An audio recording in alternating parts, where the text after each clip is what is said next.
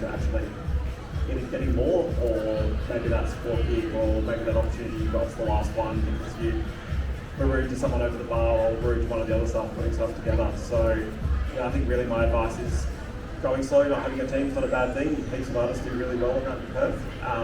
But if you're someone people want to work with, that team will build itself around you and it'll come.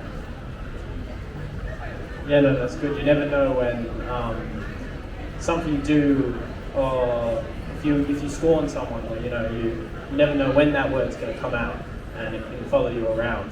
I think artists deal with that a bit, particularly ones that have gotten themselves in a bit of trouble early in their career, and that one person, that one venue might not be the be-all venue, but that person might move up, and your reputation means a lot here.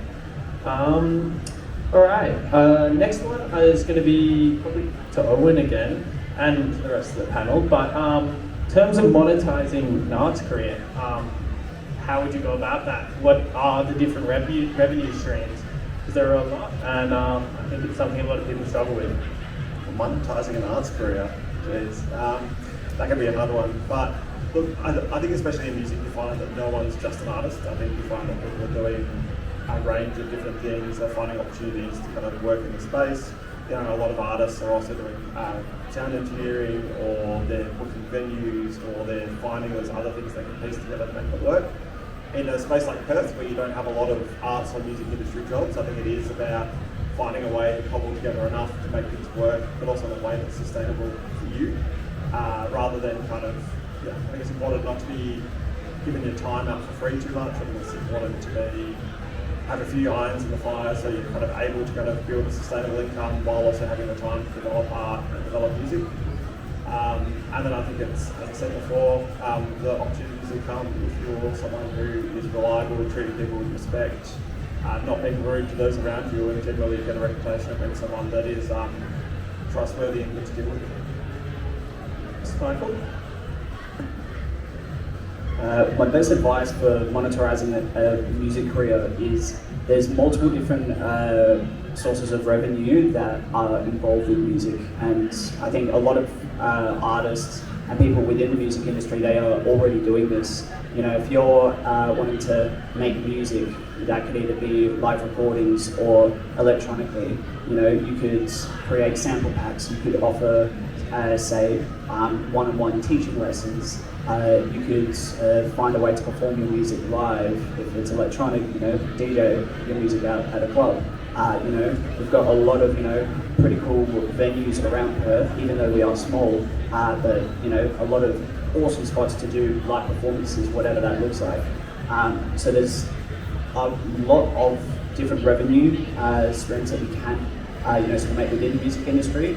And as Owen said, it's definitely the best to have a few irons on the fire, because that's what keeps the income coming through. That's what I find.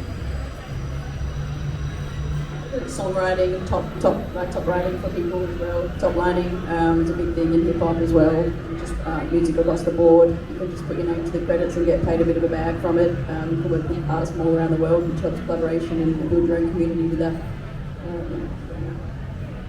I think, just not giving up, and there's no shame in having another day job as well. I know for myself, I've worked at Hospo for the past 8 years, and this has been the year when I left and kind of got full on to it. But then, doing a lot of different stuff, traveling Australia, doing whatever the day needs. All right, I think we've got 2 more questions left here.